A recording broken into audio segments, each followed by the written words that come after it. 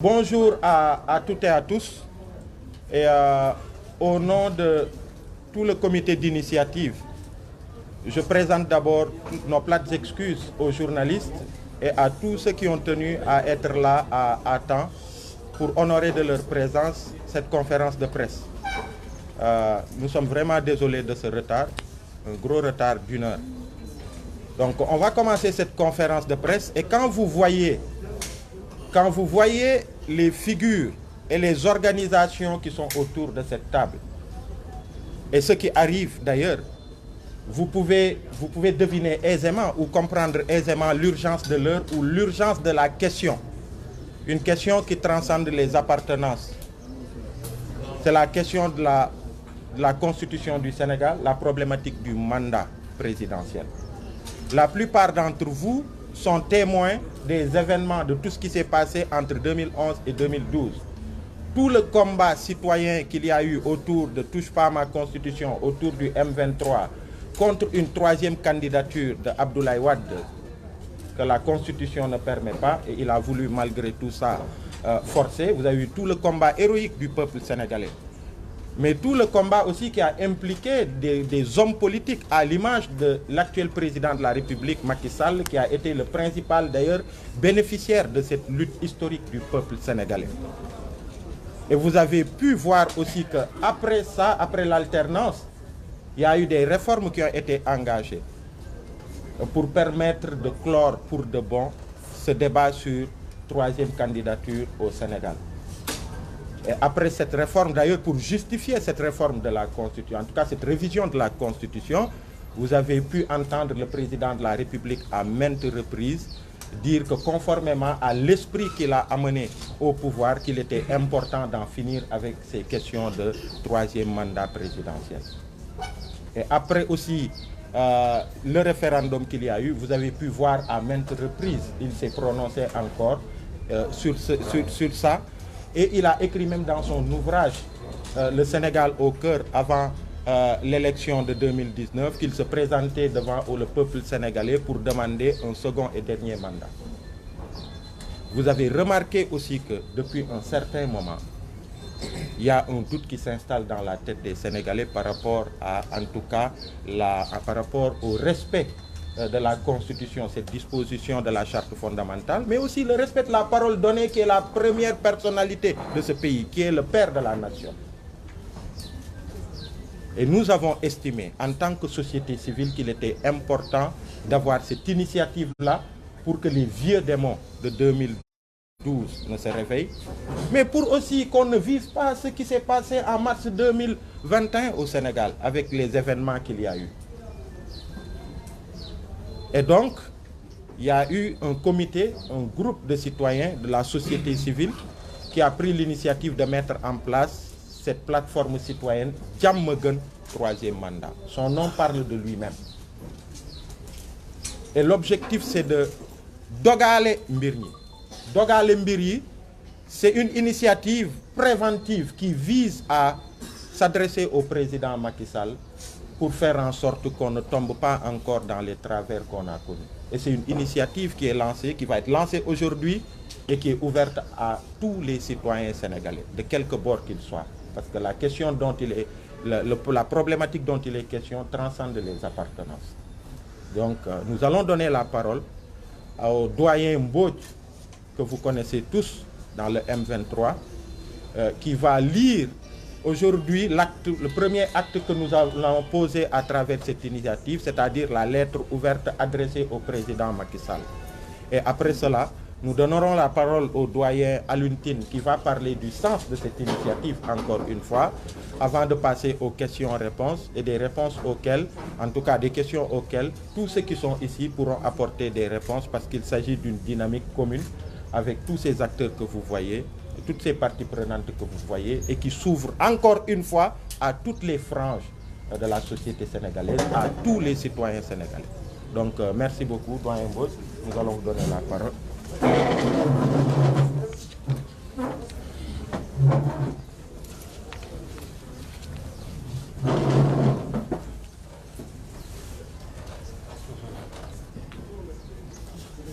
À son Excellence, Monsieur Macky Sall, président de la République du Sénégal. Lettre ouverte pour le respect de la Constitution et de la parole donnée. Nous, citoyens sénégalais, mouvements citoyens, organisations de la société civile, organisations politiques, vous invitons solennellement à ne pas présenter votre candidature à l'élection présidentielle de 2024 par respect pour la parole donnée et par respect pour l'interprétation claire et sans équivoque que vous n'avez cessé de donner de notre Constitution. Vous avez prouvé votre volonté de renforcer nos acquis démocratiques en confirmant la limitation du nombre de mandats présidentiels à 2, en verrouillant notre charte fondamentale en 2016. Nous saluons ce courage politique qui contribue à la stabilité du pays ainsi qu'à son rayonnement international. Excellence, vous avez su tirer les leçons de votre engagement personnel dans la lutte contre le 3e mandat, dont vous avez été le principal bénéficiaire en 2012. Nous vous rappelons vos déclarations très fortes, permettant de clarifier et de lever toute ambiguïté sur le sens de nul ne peut exercer plus de 2 mandats consécutifs. Verrou constitutionnel relatif à la limitation du nombre de mandats présidentiels à 2. Vous-même, Monsieur le Président, avez dit et répété à maintes occasions, avant votre réélection en 2019, que vous n'aviez pas la possibilité de faire plus de 2 mandats consécutifs. Vous l'avez clairement indiqué dans votre ouvrage « Le Sénégal au cœur 2019 » en précisant à la page 165. Et me voici de nouveau devant vous en vue de solliciter votre confiance pour un second et dernier mandat. Nous, citoyens sénégalais, n'avons aucun doute que cette disposition est très clairement comprise à votre niveau, car en tant que témoins de la réforme, nous savons tous, aussi bien dans l'esprit que dans l'être légistique, la limitation des mandats à 2 est sans équivoque et définitivement ancrée dans la loi fondamentale qui organise le mode de représentation et des mécanismes démocratiques de notre République. Partout en Afrique, les conséquences d'un forcing pour les 3e mandats ont été particulièrement tragiques et lourdes pour les populations.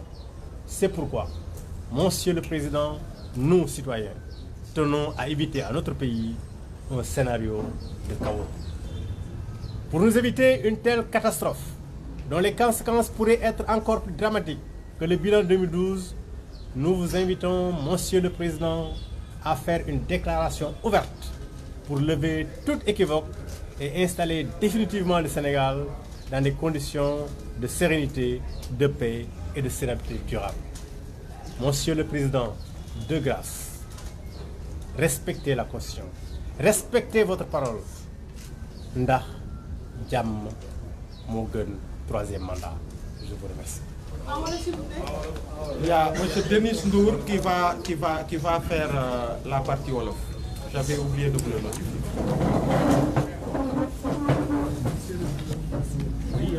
C'est vrai qu'il parle, il paraît un excellent Wolof. On va vérifier. On verra. C'est Yann qui nous a battu. Allez, bon, le sérieux qui va nous parler Wolof. Ok, donc M. Denis Ndour de la Ligue sénégalaise de défense des droits de l'homme qui va faire la version Wolof. Merci. jàmm gën 3e mandat. salaamualeykum mbooloo mi. woy taskatu xibaar yi. askanu Sénégal ci biir réew mi ak bitim réew. góor ak jigéen mag ak ndaw ñu ngi leen di nuyu ci seen tur ak seen sant.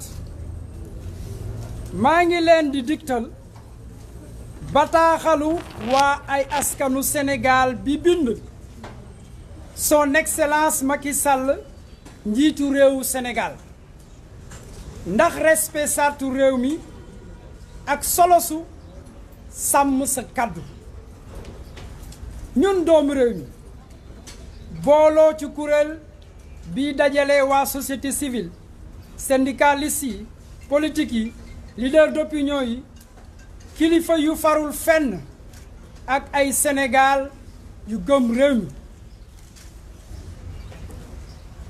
ci anam yu gën a kawe ñu ngi lay ñaan nga bañ a jéemal lu ñuy wax 3e mandat ci 2024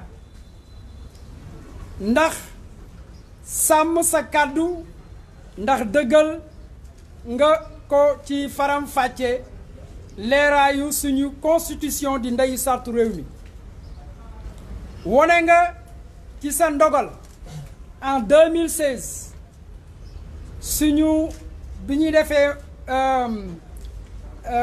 wone nga ci 2016 ci référendum dëggal nga démocratie ba wone ne mandat bi mën naa yem ci ñaar yemale nga ko ci ñaar rekk yu mën a toppalante excellence ci sa pas-pasu bopp yëgale nga ne ci mbirum 3e mandat li nga ci jàng wone na ndax ci njëkk en 2012 ndax yaa ko njëkk a jëriñoo que ne kenn warut a mën a def lu ëpp ñaari mandat ñu ngi la koy fàttali kàddu yu am solo yi nga jëloon ndax dindi bépp lënt-lënt ci lu jëm ci ñetteelu mandat wone nga ne tëj nga ndeyu sart réew mi ci képp ku bëgg a am ñaari mandat présidentiel yoo xamante ne mënu ko ëpp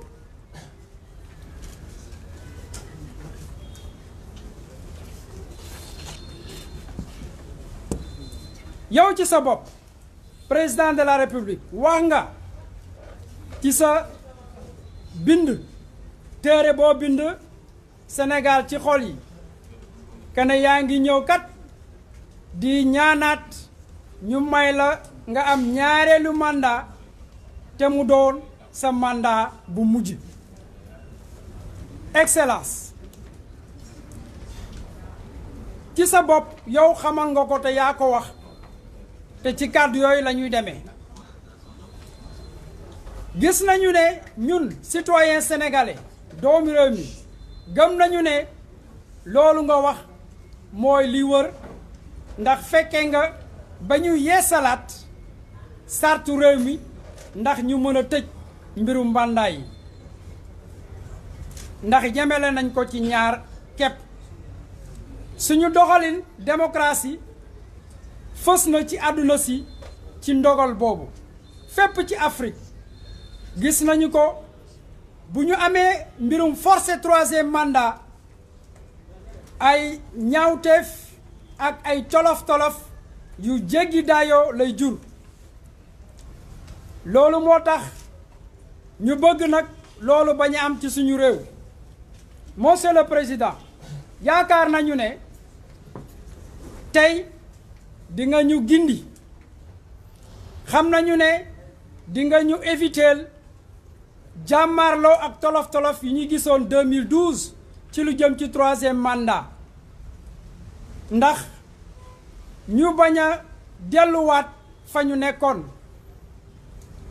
bëgg nañu ndax ci biir réew mi jàmm gën di fi sax monsieur le président li ñu lay ñaan lu yomb la mooy nga jàkkaarloo ak sénégalais yi wax leen ne du ma def sama candidature 2024 te du ma def 3e mandat sama kàddu dama koy sàmm loolu la ñuy xaar ci yow te yaakaar nañ ne bis boo ko defee jàmm dal juboo ak manko dina sax ci biir Sénégal monsieur le président ñu ngi la koy ñaan respecteel sa kàddu respecté ndeyu sartu réew mi ndax kat jàmm de moo gën 3e mandat jërëjëf. Merci beaucoup. Merci. Merci beaucoup. Donc, comme annoncé, nous allons donner la parole maintenant au doyen Alain. En 2 minutes, il va revenir sur le sens de cette initiative. Donc, doyen.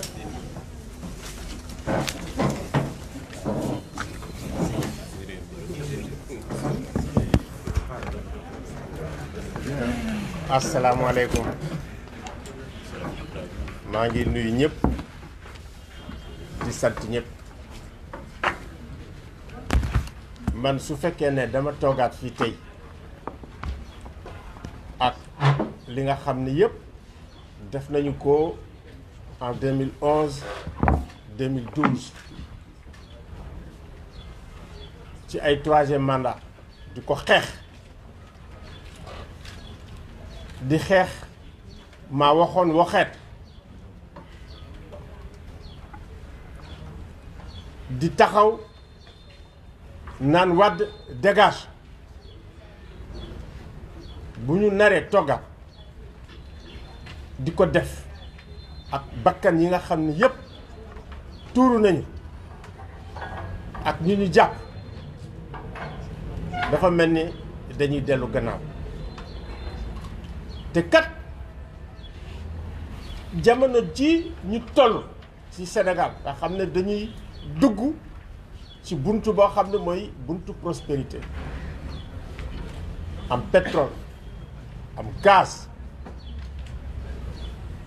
te it investisseurs yi àdduna bi yépp teg ñu seen bët nar a ñëw su fekkee ne bëgg nañu suñu doom yi nga xam ne ñoo fi taxaw ñuy xale yi ñu jox leen héritage bu baax dañ leen war a jox héritage boo xam ne day nekk ci Sénégal bu am jàmm parce que pétrole ak gaz ni ñu koy wax c'est des liquides inflammables soxlawuñu tension te li ñu soxla 2024 mooy débat démocratique boo xam ne dinañu mën a tax ñu tànn ci bu ñu neex débat bu ubbeeku waaye bu ñu duggee ci 3e mandat comme ni ko defee ci contexte boo xam ne dañuy xool crise yi ñu wër yépp coup d'état yi am yépp parce que nag bu ñu yaakaar ne Sénégal dafa immunisé ci crise yi nga xam ne dafay xew Sénégal amul immunité donc moo tax ñuy woote ne jàmm moo gën 3e mandat te jàmm ci lenn rek moo ko mën a andi maanaam président sàmm kàddoom lenn rek moo mën a tax ñu am jàmm fitna bañ a yeewu fii mooy mu sàmm li nga xam ne moo ko wax te li tax mu wax ko xam nañ ko bi ñu bokkee xeex 3e mandat nga xam ni moo tax tey coalition bi toog ci pouvoir bi yëpp toog parce que ñoom ñëpp mën nañ génne photo yi benn ñoo newoon rond-point Nelson Mandela dem Touba def lu ne ak ñoom pour di déet 3e mandat du am fa la jógee nag ne léegi nag pour ma tëj korosé ko mooy nul ne peut faire 2 mandats consécutifs parce que aussi man maa nga woon ca biir maanaam dañu corriger li nga xam ni moo nekkoon li xewoon en 2011 2012 kon nag moom tëj na dañ koy ñaan ñun citoyens sénégalais yépp ko ñaan ko réew mi day dafa soxla nga jox xale yi lay dégg héritage bu baax mooy sàmm sa kaddu ci kilifa dafa baax héritage bu baax mooy comme am nañu macha allah pétrole gaz buy ñëw ñu mun ko exploiter te suñu génération yii di ñëw mun ci jëriñoo que askanu Sénégal mun ko jëriñoo c'est extrêmement important loolu laa amoon loo xam ne dama koy wax léegi nag dama leen di bàyyi ngeen traduire en français. Moi, je me sens très gêné aujourd'hui de revenir ici. C'est pour ça que j'ai dit aux jeunes, écoutez, c'est à vous d'y aller. J'ai refusé à plusieurs reprises de parler. Parce que c'est totalement absurde, 10 ans, 11 ans après, de répéter les mêmes choses. De dire non au troisième mandat. On l'a fait ensemble. On a manifesté ensemble. Et effectivement, c'est avec tous les gens qui se trouvent au gouvernement, la coalition actuelle, les partis les plus grands qui avons fait ce travail ensemble. Ça me gêne de revenir ici, d'être avec des jeunes qui disaient Wade dégage, ils vont dire encore Macky dégage. Ça va polluer le débat national qu'on va avoir en 2024. Et ce débat, il est extrêmement important au moment où le Sénégal se trouve à la porte de la prospérité.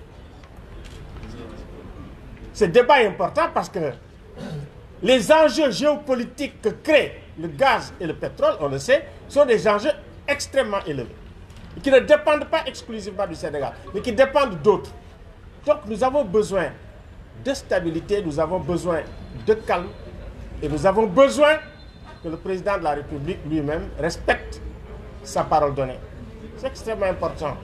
Je pense qu'il a fait un travail important, que les Sénégalais reconnaissent.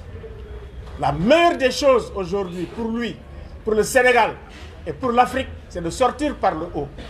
Et sortir par le haut, c'est de dire, de regarder les Sénégalais et de leur dire, ici et maintenant, je ne vais pas être candidat. Parce qu'il y a plusieurs candidats au sein de son parti politique ou de sa coalition qui peuvent valablement faire le travail. Comme c'est le cas dans des pays qui sont stables, où l'on respecte quand même la limitation de mandat. Je parle du Cap-Vert. Quand on parle du Sénégal, en matière démocratique, on doit le comparer au moins au Cap-Vert. Et le Cap-Vert, c'est dans les années 70 qu'ils ont eu l'indépendance. Comme aussi a fait le président Issoufou, qui est venu ici tranquille, à qui on a confié de très grandes responsabilités. Mais je pense que le Sénégal n'est pas immunisé par rapport aux crises qui frappent toute la sous-région. Donc le Sénégal est un pays qu'on regarde, qui doit montrer le chemin. Pour cette raison, et également pour avoir une grande qualité du débat national en 2024, il faut que le président de la République respecte sa parole et nous dise, en nous regardant dans les yeux, nous, peuple sénégalais, en respectant sa parole pour dire nous ne sommes pas candidats en 2024. Je pense que c'est extrêmement important pour la paix, pour la sécurité et enfin pour dire Diamagun, troisième mandat.